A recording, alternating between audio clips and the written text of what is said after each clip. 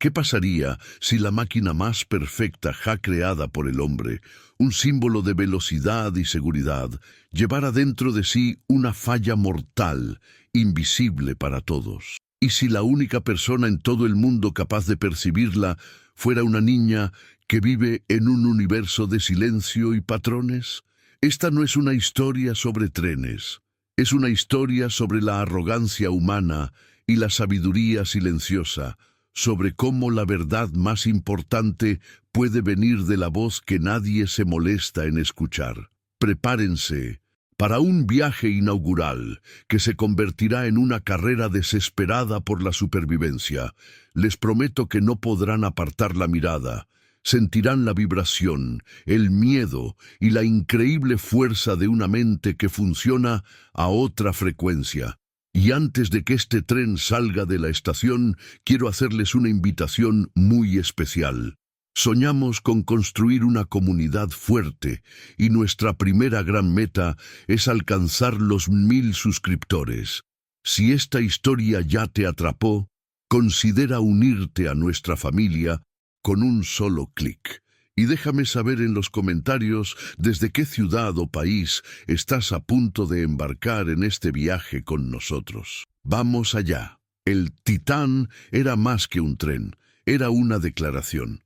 Una serpiente de plata y obsidiana que descansaba en la estación central, brillando bajo el sol de la mañana. Representaba el orgullo de una nación, el pináculo de la ingeniería de levitación magnética, una promesa de un futuro conectado y ultrarrápido. Su viaje inaugural era el evento del año. A bordo, un ecosistema de poder y privilegio, periodistas de renombre, inversores con sonrisas de tiburón, políticos buscando una foto, y en el vagón principal, el creador de todo, el célebre y carismático diseñador jefe, el señor Horacio Valente. Para él, el Titán era la materialización de su ego, una máquina perfecta, infalible. En el vagón 12, en la sección económica, el ambiente era diferente. Luna y su madre, Sofía, habían conseguido sus billetes gracias a un sorteo organizado por la empresa de 1900. Limpieza donde Sofía trabajaba. Para ellas, no era un evento social, era un milagro. Sofía miraba por la ventana, sus ojos cansados, brillando con la alegría de poder darle a su hija una experiencia que nunca imaginó posible.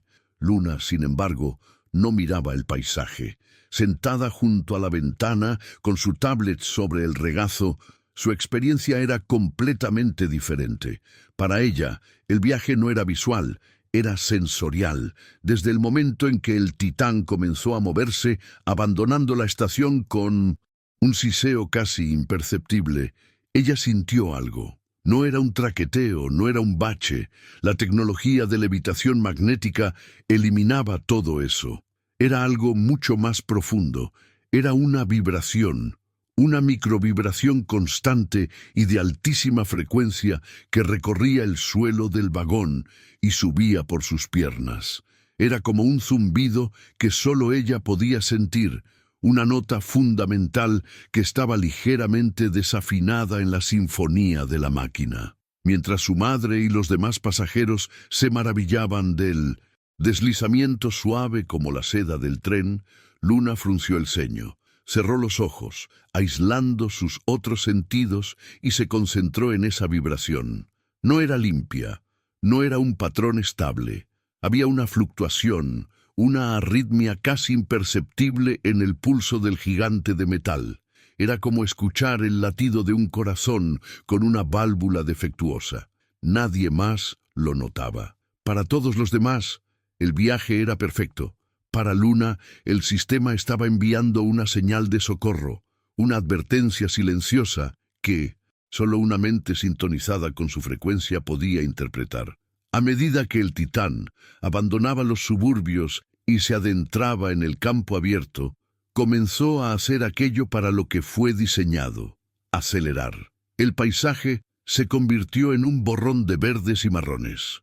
En la cabina, un velocímetro digital marcaba el aumento de la velocidad. 200 kilómetros, 250 kilómetros, 300 kilómetros h.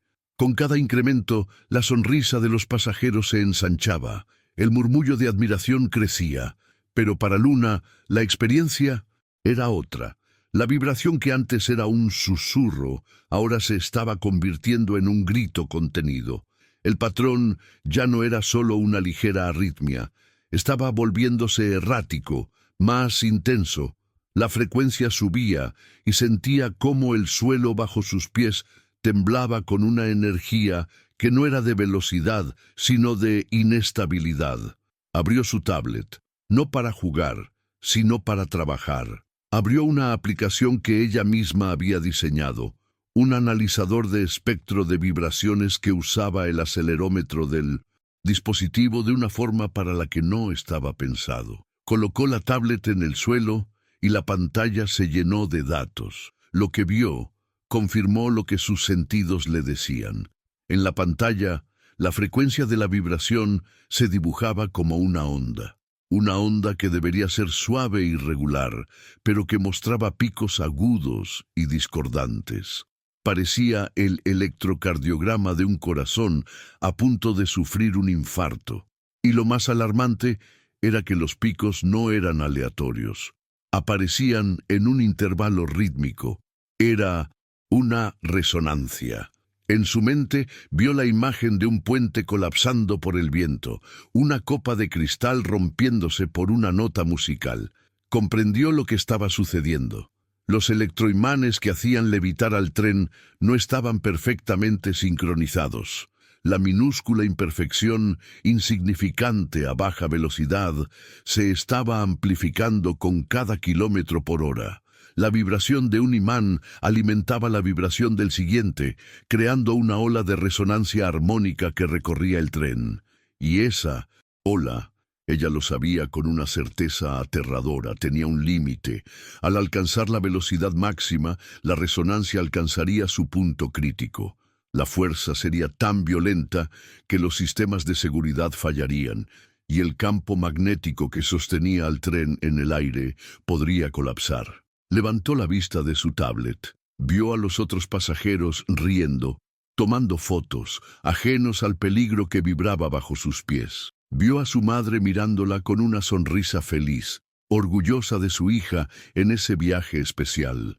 Y en el vagón de primera clase sabía que el señor Valente, el creador de esa máquina imperfecta, estaría brindando con champán, celebrando su triunfo. Un triunfo que, según los datos que tenía frente a ella, estaba a punto de convertirse en la tragedia más rápida y espectacular de la historia del transporte. La lógica era clara, el patrón era innegable, la conclusión era inevitable. Alguien tenía que detener el tren. La lógica en la mente de Luna era una fuerza tan poderosa como la levitación, magnética que impulsaba el tren. Un patrón defectuoso no era una opción, era un peligro que debía ser reportado. Ignorando la mano suave de su madre que intentaba detenerla, se levantó. «Luna, ¿a dónde vas? No podemos ir a esa parte del tren», susurró Sofía, su voz llena de la ansiedad de quien conoce su lugar en el mundo. Pero Luna ya se movía, no con la rebeldía de una niña, sino con el propósito inalterable de un misil teledirigido. Atravesó los vagones, una pequeña figura en un mar de pasajeros anónimos, su mirada fija en un solo punto, el vagón de primera clase. La entrada a ese vagón era como cruzar una frontera invisible. El aire era más silencioso, los asientos eran de cuero y el espacio era un lujo. Allí, en el centro de un semicírculo de periodistas y admiradores, estaba el señor Horacio Valente. Sostenía una copa de champán, gesticulando con la confianza de un director de orquesta, describiendo su creación no como una máquina, sino como una forma de arte. El titán no viaja sobre las vías, pontificaba, danza con ellas, es el silencio hecho velocidad, la armonía de la física y el diseño. Luna no esperó una pausa. No entendía de etiquetas sociales cuando se enfrentaba a una falla sistémica. Simplemente caminó hasta el grupo. Se detuvo frente al gran hombre y esperó a que sus ojos se posaran en ella. Valente Interrumpido, la miró primero con fastidio y luego con una diversión condescendiente. «¿Sí, pequeña? ¿Te has perdido? ¿Buscas el vagón de los dulces?» Los periodistas sonrieron. Luna no reaccionó a la burla. «Señor Valente», dijo. Su voz era clara y carente de emoción, lo que la hacía aún más desconcertante. «El tren debe desacelerar. La frecuencia de resonancia de los electroimanes delanteros es inestable.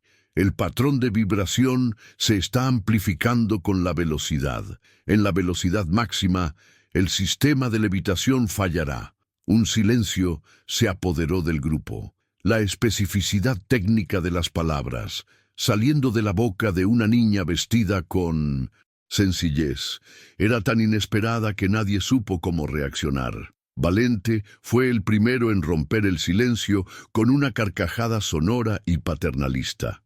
«Vaya, vaya, una ingeniera precoz, me encanta la pasión de la juventud». Se agachó, poniendo una mano sobre el hombro de Luna. «¿Y dónde has estudiado tú la dinámica de la resonancia armónica en sistemas de levitación magnética, querida?» «En la escuela primaria». Se giró hacia los periodistas, guiñándoles un ojo. «Vean, damas y caballeros, un futuro de la ingeniería, un poco ansiosa por empezar, diría yo». El grupo rió cortésmente. «Escucha, niña», continuó Valente, su tono ahora más firme. «Yo diseñé personalmente cada circuito de este tren. Su sistema de estabilización es el más avanzado del mundo, capaz de autocorregir cualquier anomalía en microsegundos. Lo que sea que estés viendo en ese videojuego», dijo, señalando con desdén la tablet de Luna, «es simplemente tu imaginación». Luna levantó la tablet, mostrando la onda errática que se volvía cada vez más aguda en la pantalla. «Los datos no son imaginación», replicó ella. «El patrón es innegable. Es una ley de la física, no una opinión». La frialdad lógica de su respuesta borró la sonrisa del rostro de Valente. La diversión se convirtió en irritación. Esta niña no solo lo estaba interrumpiendo, lo estaba desafiando frente a la prensa. «Suficiente», dijo, su voz ahora con un filo de acero. «Aprecio tu creatividad.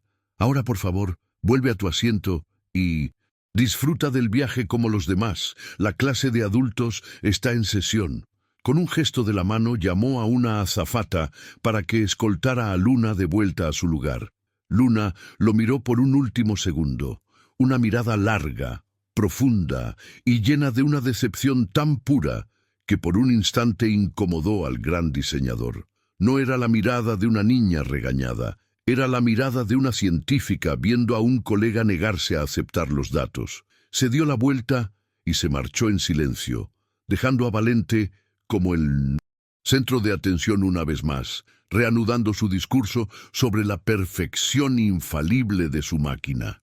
De vuelta en su asiento en el vagón 12, Luna no dijo nada. Su madre, mortificada, intentó disculparse, pero Luna simplemente negó con la cabeza y volvió su atención a la pantalla de su tablet. No estaba enfadada. El enfado era una emoción ilógica. Estaba resignada y preparándose. Observaba la línea roja de la frecuencia en su gráfico subir inexorablemente, acercándose a un umbral crítico que había marcado con una línea de puntos. Arriba, en el vagón de primera clase, la celebración continuaba, y en la cabina de mando, el conductor, siguiendo el protocolo del viaje inaugural, empujó el acelerador para la fase final. Una voz sintética y calmada resonó por todo el tren. «Atención, estimados pasajeros, estamos a punto de alcanzar la velocidad operativa máxima del Titán, 450 kilómetros por hora. Disfruten de la cúspide de la ingeniería moderna». Un aplauso espontáneo recorrió los vagones. Gente se pegaba a las ventanas para sentir la emoción de la velocidad pura. El velocímetro digital subía, 420, 430, 440. En su asiento, Luna observaba su tablet. La onda de resonancia se había vuelto una sierra de picos agudos y violentos. La línea roja Había cruzado el umbral, colocó la tablet en el suelo y se sujetó con fuerza a su asiento. «Mamá», dijo en voz baja, «agárrate fuerte». 450 kilómetros por hora, anunció la voz sintética. Velocidad máxima alcanzada. Bienvenidos al en futuro. Durante un segundo hubo una sensación de ingravidez, de deslizamiento perfecto, y entonces la verdad de la física golpeó al Titán con la fuerza de un martillo. Ocurrió tal y como la lógica de Luna había predicho. La resonancia armónica alcanzó su punto crítico. Un gemido metálico profundo y gutural recorrió la estructura del tren, un sonido que no era de velocidad, sino de metal torturado. Inmediatamente después, una sacudida violenta, brutal, lanzó a los pasajeros contra sus asientos. Las copas de champán en primera clase estallaron. Las maletas cayeron de los compartimentos superiores. Las luces parpadearon frenéticamente antes de pasar a un modo de emergencia rojo y ominoso. El silencio perfecto de la levitación magnética fue reemplazado por un traqueteo horrible y ensordecedor. El tren ya no flotaba, rebotaba erráticamente sobre sus guías de seguridad. En la cabina, los pilotos luchaban contra los controles, que no respondían. Las pantallas se llenaron de advertencias en cascada. El Titán, la máquina perfecta, se había convertido en una bala de metal de 200 toneladas, descontrolada y a 450 kilómetros por hora. El pánico estalló. Los gritos llenaron los vagones. En el vagón de primera clase, Horacio Valente fue arrojado al suelo. Se levantó, aturdido, su rostro pálido como un fantasma. Miró el caos a su alrededor, los rostros aterrorizados, y luego miró una pantalla de estado que parpadeaba en rojo, y en su mente las palabras de la niña resonaron con la claridad de una sentencia de muerte. La frecuencia de resonancia, en la velocidad máxima, el sistema de levitación fallará. No era una fantasía, no era un juego, era un diagnóstico preciso, una profecía. Él, el genio, el creador, había sido advertido, y en su arrogancia se había burlado de la única persona que podía haber evitado el desastre. Su mirada recorría ahora el vagón, no buscando a los periodistas, sino buscando desesperadamente el rostro de la niña que había ignorado. El terror que sentía no era solo por el peligro inminente, sino por la aplastante y humillante revelación. Él estaba equivocado, y ella tenía razón. En este instante de caos, la verdad se ha revelado. La máquina perfecta es una trampa mortal, y el genio célebre ha sido expuesto por la lógica de una niña. Es la prueba de que, a menudo, la verdad no grita, sino que susurra, esperando a que alguien tenga la humildad de escuchar. Si esta historia ya te tiene al borde del asiento, si sientes la injusticia y la adrenalina, te invito a formar parte de esta comunidad. Suscríbete. Ayúdanos a seguir contando estas historias, a dar voz a los héroes silenciosos que ven lo que el resto del mundo ignora. El Titán, la obra maestra de la ingeniería, se había transformado en una jaula de metal y pánico, un proyectil de 200 toneladas sin piloto y sin rumbo. La elegante vibración de la levitación magnética había sido reemplazada por un traqueteo violento y errático. El sonido de las guías de seguridad de emergencia rozando los rieles a una velocidad para la que no estaban diseñadas. Los gritos de los pasajeros se mezclaban con el ruido ensordecedor del metal torturado y las alarmas que aullaban desde la cabina de control. En el vagón de primera clase, el lujo se había convertido en una trampa mortal. Botellas de champán rodaban por el suelo, y los fragmentos de cristal roto se mezclaban con los canapés esparcidos. Los periodistas, que minutos antes buscaban la cita perfecta, ahora se aferraban a sus asientos, sus rostros una mezcla de terror e incredulidad. La escena en la cabina de mando era de un caos aún más técnico y desesperado. Los dos operadores del tren, veteranos con miles de horas de experiencia, Luchaban inútilmente contra una máquina que se había rebelado. Sus rostros estaban bañados por el resplandor rojo de docenas de luces de advertencia. ¡No responde!, gritó el operador principal, Javier, mientras sus manos golpeaban una secuencia de comandos en la pantalla táctil. El sistema de frenado electromagnético principal está completamente frito. No hay conexión. Su copiloto, más joven, intentaba activar los frenos mecánicos de emergencia, pero la respuesta era la misma. Negativo. Las vibraciones deben haber dañado los actuadores hidráulicos. No tenemos frenos, Javier. No tenemos ningún tipo de frenos. La física detrás del desastre era tan cruel como elegante. La resonancia armónica que Luna había predicho no solo había sacudido la estructura del tren, había creado un bucle de retroalimentación de energía que había sobrecargado y quemado el procesador central que gobernaba los sistemas de frenado. Era el equivalente a que el cerebro de un corredor se apagara en medio de un sprint. El cuerpo seguía moviéndose por pura inercia, pero sin ninguna capacidad para detenerse. En el vagón 12, Sofía, la madre de Luna, gritaba el nombre de su hija, tratando de protegerla con su propio cuerpo, creyendo que la niña estaría paralizada por el pánico. Pero al mirar a Luna, vio algo que no tenía sentido. Luna no estaba gritando, no estaba llorando. Estaba sentada, sujetándose con fuerza al asiento, sí, pero sus ojos estaban cerrados. Su rostro, aunque pálido, mostraba una concentración absoluta. No estaba en pánico, estaba procesando. Estaba analizando el nuevo patrón. El traqueteo ya no era caótico para ella. Tenía un ritmo, una frecuencia. Podía sentir cómo las guías de seguridad golpeaban los rieles. Podía calcular la pérdida de energía cinética con cada impacto. Su mente estaba separando el ruido del pánico de los datos puros del desastre. Estaba definiendo las variables de un nuevo y aterrador problema. La voz del operador Javier resonó por los altavoces del tren. Temblorosa, pero firme, una voz que intentaba mantener una calma que no sentía. «Atención, pasajeros, les habla el capitán. Estamos experimentando una falla técnica crítica. Los sistemas de frenado no responden. Permanezcan en sus asientos, aseguren sus cinturones y prepárense para un impacto». La palabra impacto silenció los gritos, reemplazándolos por un terror más profundo y silencioso. Ya no era un accidente, era una certeza. El Titán era ahora un fantasma en los rieles, un tren sin freno, corriendo ciegamente hacia su destrucción. El anuncio del capitán fue la sentencia final para Horacio Valente. El arquitecto del Titán ahora era solo un pasajero más en su propia trampa mortal.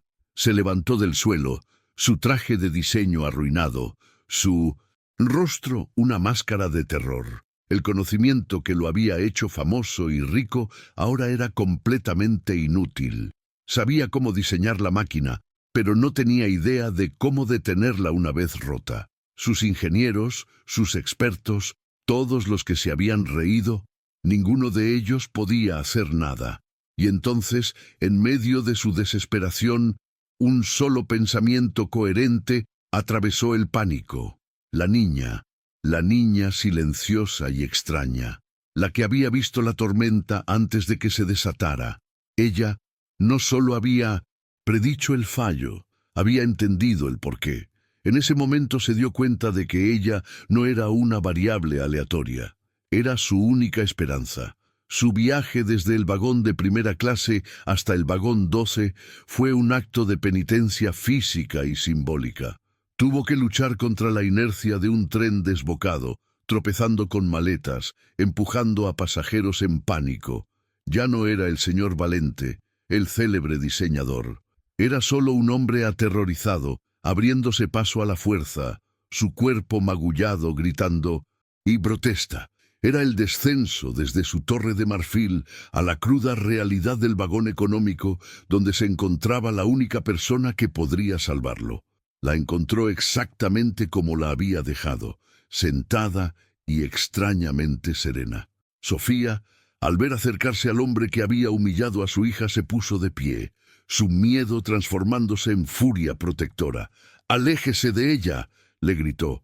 «Usted y su tren perfecto, ¿no le ha hecho ya suficiente daño?». Pero Valente la ignoró. Sus ojos estaban clavados en Luna. Se arrodilló en el pasillo, un gesto de humildad que le habría parecido imposible a sí mismo una hora antes. Su rostro estaba descompuesto, su voz rota. «Tú», comenzó, sin aliento. «Tú lo sabías. Lo viste en tu tablet. Y yo me reí de ti. Fui un arrogante. Fui un estúpido». Las palabras salían a borbotones, una confesión desesperada. «Pero ahora, por favor, tienes que ayudarnos. Eres la única que entendió el sistema. ¿Hay algo? ¿Cualquier cosa que se pueda hacer?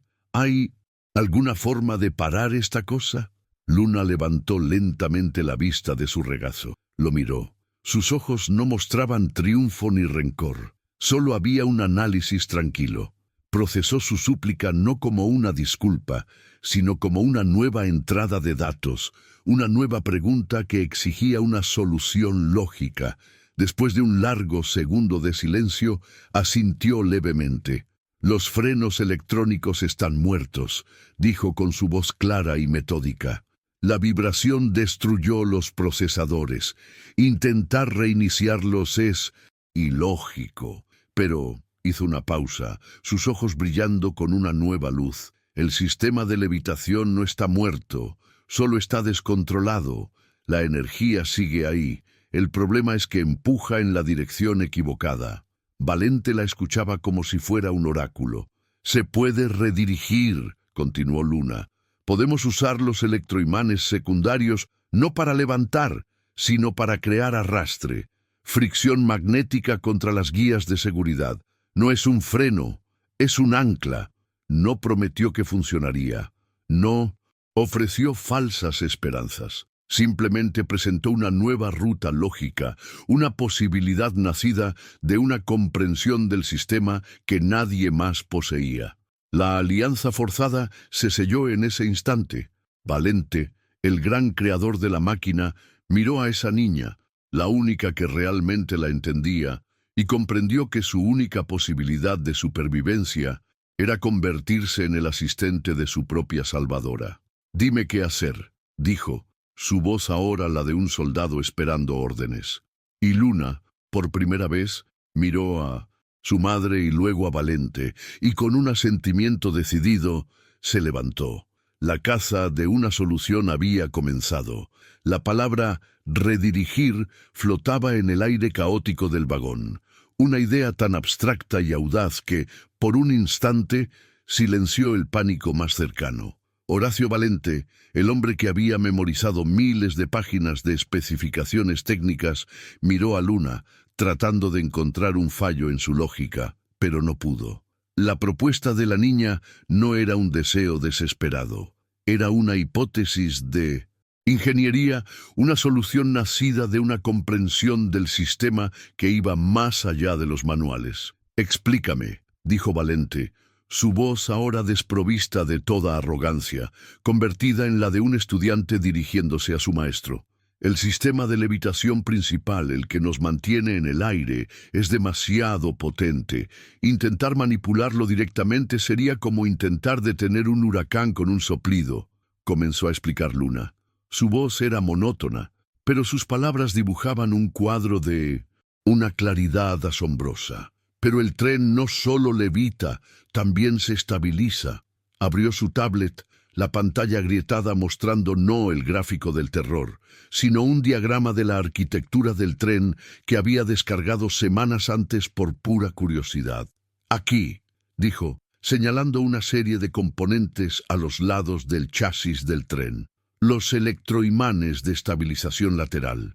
El protocolo estándar los usa para corregir microdesviaciones causadas por el viento o las curvas. Funcionan en tándem con la levitación principal, pero su circuito de energía es independiente y está controlado por un procesador secundario». Valente la miraba, fascinado.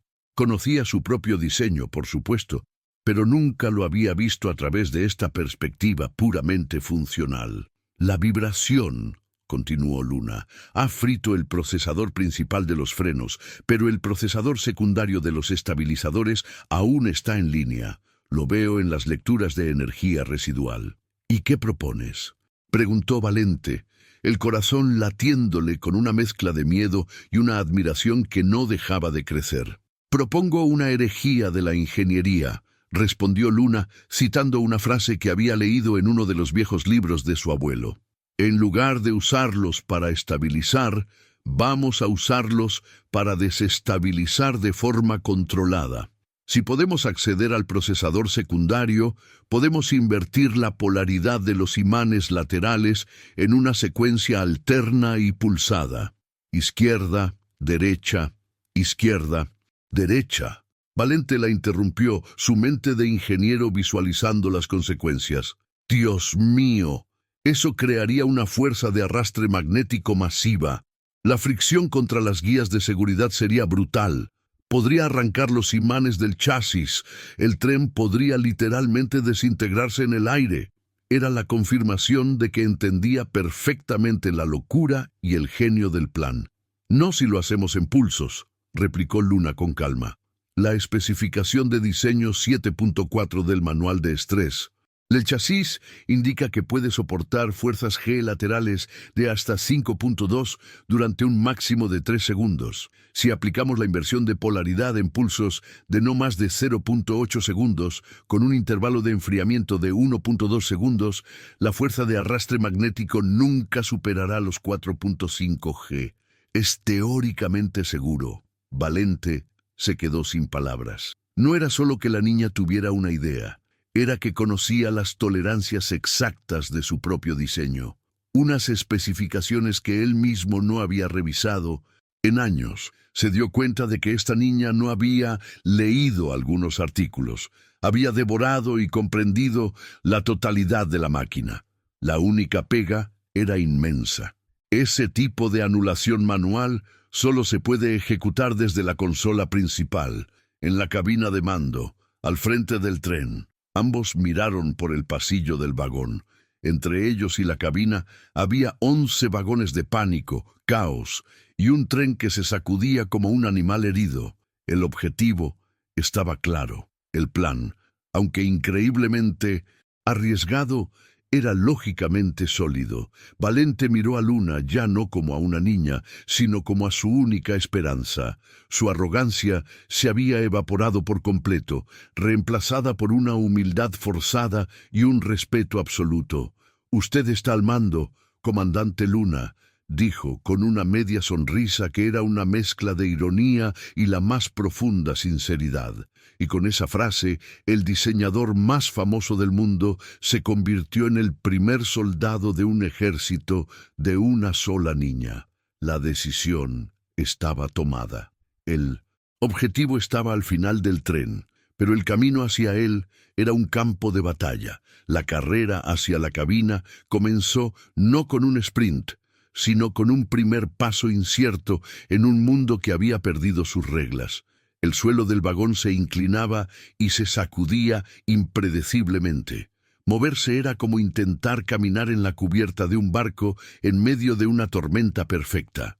El primer obstáculo no fue físico, sino humano. Los pasajeros, en un estado de pánico total, bloqueaban los pasillos. Algunos estaban congelados en sus asientos, rezando o llorando. Otros, presas del pánico, intentaban abrir las puertas o romper las ventanas en actos irracionales de desesperación. «¡Abran paso! ¡Por favor! ¡Necesitamos pasar!», gritó Valente, su voz de mando, antes tan efectiva en las salas de juntas, ahora apenas audible sobre los gritos y el estruendo del tren. Se convirtió en un ariete humano. Usando su corpulencia, apartaba con cuidado a la gente, intentando crear un pequeño corredor. «Tranquilos, hay un plan», mentía, tratando de proyectar una confianza que no sentía.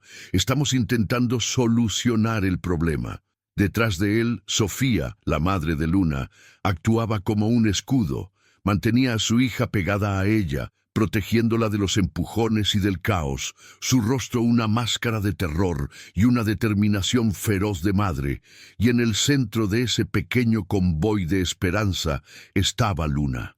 El caos a su alrededor era una tortura sensorial, los gritos agudos, las luces rojas parpadeantes, el olor a miedo. Todo era una agresión a su sistema nervioso. Se cubrió los oídos con las manos, un gesto instintivo para reducir la sobrecarga. Cerró los ojos y se concentró en la única cosa que tenía sentido, la vibración bajo sus pies. Se movía con el ritmo del tren, no en contra de él, como si bailara con el monstruo, encontrando el equilibrio donde no lo había. En el vagón 9, un carrito de servicio volcado bloqueaba completamente el pasillo. «¡No podemos pasar!», gritó Sofía. Valente, sin dudarlo, se lanzó sobre el obstáculo, usando toda su fuerza para empujarlo, sus músculos de hombre acostumbrado al golf y al tenis protestando por el esfuerzo. Con un último empujón, consiguió abrir un pequeño hueco. Pasaron uno por uno. El viaje continuó, vagón por vagón. Cada uno presentaba un nuevo infierno. En uno, un pequeño incendio eléctrico se había desatado en un panel del techo, llenando el aire de un humo acre. En otro, el agua de los baños se había desbordado, creando un suelo resbaladizo y peligroso. Finalmente llegaron a la puerta que separaba el último vagón de pasajeros de la zona de la tripulación y la cabina de mando, y se encontraron con su mayor obstáculo hasta el momento. La puerta, un modelo de alta seguridad, estaba atascada. La torsión del chasis del tren por las vibraciones había deformado el marco, bloqueando el mecanismo de apertura electrónica. «¡Está bloqueada!», gritó Valente, golpeando la puerta con el hombro inútilmente. «¡No se mueve!». El pánico amenazó con apoderarse de él. Estaban tan cerca pero atrapados. «La bisagra», dijo Luna de repente, su voz clara y precisa en medio del estruendo. «La bisagra inferior. La torsión está ejerciendo toda la presión ahí. Si golpeamos el lado opuesto, arriba, podemos usar la fuerza de torsión a nuestro favor para liberar la presión del pestillo». Valente la miró, luego a la puerta. La lógica era contraintuitiva, pero brillante.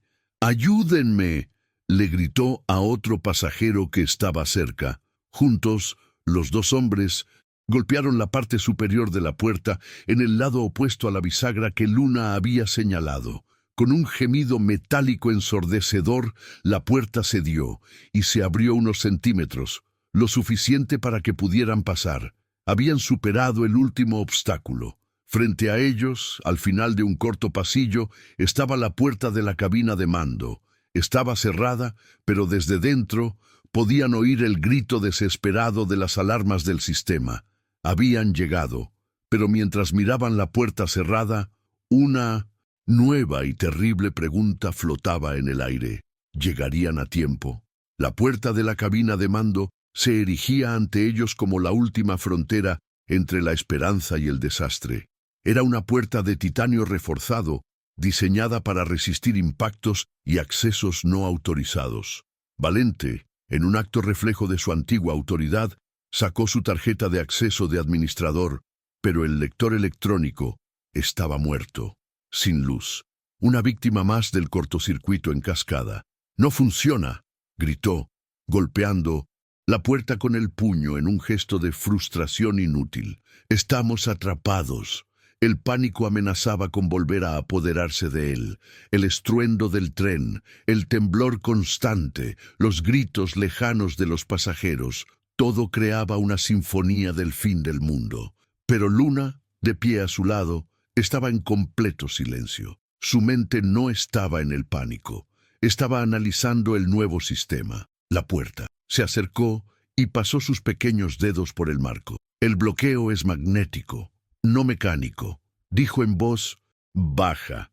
«El sistema principal falló, pero el circuito de emergencia de la cerradura tiene una batería de respaldo independiente». Valente la miró, sin entender. «¿Y eso qué significa?». Luna señaló un pequeño panel de mantenimiento cerca del suelo. uno que nadie notaría jamás. Significa que podemos enviarle un pulso de sobrecarga directa para forzar la liberación del electroimán. Sacó de su bolsillo un pequeño dispositivo que siempre llevaba consigo, una especie de multiherramienta casera con pinzas y cables. Abrió el panel, estudió la maraña de cables por un segundo y con una certeza que desafiaba toda lógica, conectó dos puntos específicos. Hubo una pequeña chispa, un clic metálico y sonoro, y la pesada puerta de titanio se abrió con un siseo. La escena que los recibió en el interior de la cabina fue una visión del infierno tecnológico. Las luces rojas de emergencia parpadeaban estroboscópicamente, bañando todo en un resplandor apocalíptico. Una cacofonía de alarmas, cada una con un tono y un ritmo diferente, creaba un muro de sonido ensordecedor. Las pantallas, que debían mostrar un panorama de control y serenidad, ahora eran un caos de mensajes de error en rojo, fallo estructural, frenos inoperativos, velocidad crítica. Y en los dos asientos de piloto, los operadores del tren estaban paralizados. Uno, el más joven, estaba en estado de shock, sus manos temblando, sus ojos fijos en la nada. El otro, el capitán Javier, intentaba desesperadamente interactuar con una consola muerta, repitiendo las mismas secuencias de comandos inútiles, un hombre atrapado en un bucle de negación. Mientras Valente y Sofía se quedaban congelados en la puerta, abrumados por el asalto sensorial, Luna entró en la cabina como si entrara en su propia habitación. El caos no la perturbaba. Para ella era simplemente información. Las alarmas eran datos audibles, las luces parpadeantes, datos visuales. Entendía la lógica detrás de cada advertencia. Su primer acto fue de una calma asombrosa. Se acercó a una consola secundaria, ignorando a los pilotos catatónicos, y tecleó una corta línea de comandos. Presionó Enter. Inmediatamente, la mayoría de las sirenas más agudas y estridentes se silenciaron. La cacofonía se redujo a un zumbido de fondo más grave y a las alarmas visuales, trayendo una repentina y tensa claridad a la cabina. Los dos pilotos la miraron como si acabara de aparecer de la nada. ¿Quién eres tú?, balbuceó el más joven. Luna no respondió. Se dirigió directamente a la silla del capitán, que parecía un trono gigantesco para su pequeño cuerpo. Con una agilidad sorprendente, trepó y se sentó. Sus pies no llegaban a los pedales, pero sus manos alcanzaban perfectamente la consola principal. Miró la pantalla principal, que mostraba la velocidad aterradora de 450 km y una vista frontal de las vías que se precipitaban hacia ellos como una cinta sin fin. Se giró hacia Valente, que seguía en la puerta, petrificado. Su mirada ya no era la de una niña asustada, era la de un comandante asumiendo su puesto. Necesito acceso al control manual de los estabilizadores magnéticos laterales. El protocolo está bloqueado por el sistema de seguridad principal. Necesito su código de anulación de administrador. Ahora. El gran Horacio Valente, por primera vez en su vida, se encontró recibiendo una orden directa de la que dependía su vida. Y sin dudarlo, se apresuró a obedecer. El código es Valente Omega 772, dijo el diseñador, su voz temblorosa mientras se acercaba a la consola. Luna lo introdujo sin siquiera mirarlo, sus ojos fijos en un diagrama del sistema de levitación que había proyectado en una de las pantallas. Acceso de administrador concedido, parpadeó en verde. El sistema estaba ahora bajo su control. Señor Valente, dijo, su tono profesional y directo, necesito que monitoree la pantalla de integridad estructural. Está a su derecha. Cualquier tensión lateral que exceda los 4.5 G tiene que decírmelo de inmediato, sin dudar. ¿Entendido? ¡Entendido!, respondió Valente, su papel ahora reducido al de un sensor humano. Se colocó frente a la pantalla indicada, sintiendo la ironía de ser un mero lector de datos para una niña que estaba a punto de intentar una maniobra que él mismo habría considerado una locura teórica. «Sofía», dijo Luna, dirigiéndose a su madre, «vigila a los pilotos. Asegúrate de que no toquen nada». Sofía asintió, su miedo ahora canalizado en una misión protectora. Y entonces, Luna comenzó. Sus manos se movieron sobre la consola táctil, no con la velocidad frenética de un hacker de película, sino con la precisión deliberada de un relojero. Inició la secuencia. Iniciando. Secuencia manual de inversión de polaridad. Estabilizador lateral izquierdo. Pulso 0.8 segundos. El tren se sacudió violentamente hacia la izquierda. Un bandazo brutal que lanzó todo lo que no estaba sujeto contra las paredes de la cabina. Un gemido profundo y gutural, el sonido del metal protestando bajo. Una fuerza inmensa recorrió la estructura. 3.9G, gritó Valente. Luna no respondió. Su dedo ya estaba activando el siguiente comando. Iniciando secuencia manual de inversión de polaridad. Estabilizador lateral derecho. Pulso 0.8 segundos. El tren se enderezó con la misma violencia, lanzándolos en la dirección opuesta. Afuera, los pasajeros gritaban, sintiendo como si el tren estuviera siendo desgarrado por dos fuerzas invisibles. 4.1G, volvió a gritar Valente. En la pantalla de 1200, velocidad, un cambio casi imperceptible, 448 km/h. Estaba funcionando. Pero el proceso era una tortura, una demolición controlada. Luna continuó la secuencia, una y otra vez. Izquierda, derecha, un pulso de fricción magnética, seguido de un breve intervalo para que el chasis absorbiera la tensión. Izquierda, derecha. La cabina era una coctelera, pero en medio del caos, Luna era un oasis de calma absoluta. Estaba en un trance de pura lógica, sus sentidos completamente enfocados en el ritmo de su propia secuencia. «Sobrecarga en el conjunto de imanes 3B», alertó Valente, viendo un indicador parpadear en rojo en su pantalla. «La temperatura está subiendo». Luna procesó la nueva información al instante. «Necesitamos saltar ese conjunto», dijo con calma, recalibrando la secuencia para omitir el 3B y aumentar la duración del pulso en el 5B en 0.2 segundos para compensar. Valente la miró, atónito. No solo estaba ejecutando un plan imposible, sino que estaba adaptándolo en tiempo real a nuevas variables.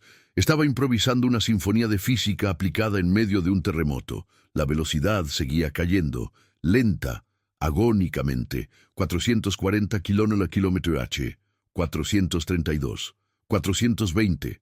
Cada kilómetro por hora ganado era una batalla brutal contra la inercia y la física. El cuerpo del titán gemía y crujía, protestando por el abuso. «Sigue funcionando», susurró Valente casi para sí mismo, una mezcla de terror y fascinación en su voz. «Realmente está funcionando». Miró a la niña. Su pequeño cuerpo estaba tenso por la concentración, pero su rostro estaba sereno. No estaba luchando contra la máquina, estaba razonando con ella. Le estaba hablando en el único lenguaje que la física entiende, el de la causa y el efecto, el de la fuerza y la contrafuerza. El gran titán, la obra maestra de la arrogancia de un hombre, estaba siendo domado, no por un poder mayor, sino por una lógica superior. La velocidad era ahora de 390 km/h. Habían logrado lo que parecía imposible. Habían empezado a frenar, pero mientras una sensación de alivio momentáneo recorría la cabina, Valente miró la pantalla de navegación frontal y su sangre se heló. A lo lejos, en el horizonte, la línea de las vías comenzaba a dibujar una curva larga y cerrada, la tristemente célebre curva del diablo, y se dirigían directamente hacia ella. La velocidad del titán, aunque reducida, seguía siendo aterradora. El número en la pantalla, 380 km/h, era un monstruo que se negaba a morir. Y frente a ellos, en el mapa de navegación, la curva del El diablo se acercaba como la hoja de una guillotina. Era una curva larga y cerrada, diseñada para ser tomada a un máximo de 220 km/h. A la velocidad actual, el tren no giraría. Simplemente seguiría recto, arrancándose de las vías y convirtiéndose en un misil de metal y fuego. Horacio Valente, el diseñador, sentía cada metro que avanzaban como un clavo en su ataúd. Él conocía la física de esa curva mejor que nadie. «No lo lograremos», murmuró, su voz un hilo de desesperación. «La fuerza centrífuga nos desgarrará. Necesitamos bajar de 250, Luna. Es imposible». «Imposible es una variable basada en datos insuficientes», respondió Luna con una calma gélida, sin apartar la vista de sus cálculos. «Necesitamos aumentar el arrastre, de forma radical». La secuencia de pulsos magnéticos continuaba, izquierda-derecha, sacudiendo el tren con una violencia que hacía gemir cada soldadura. 350 kilómetros, 320 La velocidad caía, pero demasiado lento. La distancia a la curva se acortaba, mucho más rápido. Distancia a la curva, 12 kilómetros. «No es suficiente», gritó Valente. «Luna, no es suficiente». Fue entonces cuando Luna, procesando miles de variables en su mente, encontró la última opción, la más peligrosa, la que ningún manual se atrevería a sugerir. «El sistema aerodinámico», dijo. «Los alerones de estabilización traseros, el protocolo los mantiene retraídos por encima de los 150 km/h para evitar el estrés estructural». Valente la miró con horror. «¡Estás loca! Desplegarlos a esta velocidad sería como abrir un paracaídas en un caza a reacción. Podría arrancar la cola del tren. El chasis puede soportar una fuerza de torsión de hasta 7.8 G durante 4 segundos», replicó Luna, citando de memoria una especificación que ni el propio Valente recordaba. «Si los desplegamos de forma asimétrica, solo un 30% de su capacidad, crearemos una resistencia aerodinámica masiva sin superar el umbral de ruptura. Es nuestra única opción lógica». Valente, superado por una lógica que era tan aterradora como impecable, solo pudo asentir. Se convirtió en sus manos, en su copiloto. «En la consola secundaria, anule el protocolo de seguridad aerodinámico. Código 9 Alfa Titán», ordenó Luna. Mientras Valente tecleaba el código con dedos temblorosos, Luna preparaba la secuencia. Distancia a la curva, 4 kilómetros. La velocidad aún estaba en unos peligrosos 290 km/h. «Ahora, señor Valente, despliegue el alerón derecho al 30%. Valente accionó el control. Un estruendo, ensordecedor como el de un trueno, sacudió la parte trasera del tren. El Titán se inclinó violentamente hacia un lado, como si una mano gigante lo hubiera golpeado. El ruido del viento se convirtió en un rugido furioso, y la velocidad, por primera vez, comenzó a desplomarse. 270, 250, 230. «¡Está funcionando!», gritó Valente. «Ahora el izquierdo, 30%, ordenó Luna. El segundo alerón se desplegó. El tren se enderezó con otra sacudida brutal. El rugido del viento, ahora simétrico y ensordecedor, entraron en la curva del diablo a 215 km/h. El tren se inclinó en un ángulo imposible. El metal gritaba. Las ruedas de seguridad lanzaban chispas al rozar contra el interior de la guía. En la cabina, la fuerza G los aplastaba contra sus asientos. Luna, pequeña y frágil, luchaba para mantener sus manos en los controles. Por un momento eterno, pareció que el tren no lo lograría, que la física finalmente reclamaría su victoria. Pero la lógica de Luna había sido perfecta. El arrastre, combinado, magnético y aerodinámico, fue justo lo necesario. Con un último gemido de protesta, el Titán salió de la curva, maltratado, sacudido, pero entero. Habían sobrevivido a la prueba final. El camino hacia la siguiente estación estaba despejado y la velocidad por fin estaba bajo control. El resto del viaje fue un lento y controlado descenso hacia la salvación. Con la velocidad reducida y la estabilidad recuperada, Luna guió al malherido Titán hasta la plataforma de la estación de Mindamesentasu. Emergencia, donde un ejército de ambulancias, bomberos y equipos de rescate esperaba, sus luces parpadeando en la noche como una constelación de estrellas salvadoras. En el momento en que el tren se detuvo por completo, un silencio profundo y absoluto cayó sobre la cabina. El rugido, las alarmas, los gritos, todo se había ido. Solo quedaba el sonido de sus propias respiraciones agitadas. Luna soltó los controles, sus pequeños dedos finalmente relajados. Había resuelto el problema. Valente la miraba, su rostro una mezcla de agotamiento, alivio y una admiración tan profunda que rayaba en la veneración. «Lo lograste», susurró. «Realmente lo lograste». Cuando las puertas se abrieron, la escena fue caótica. Los paramédicos subieron a bordo, atendiendo a los heridos leves. Las autoridades se dirigieron a la cabina, esperando encontrar a un piloto héroe. Lo que encontraron los dejó sin palabras. Una niña pequeña en el asiento del capitán y al gran Horacio Valente de pie a su lado, mirándola como si fuera la única persona importante en el mundo.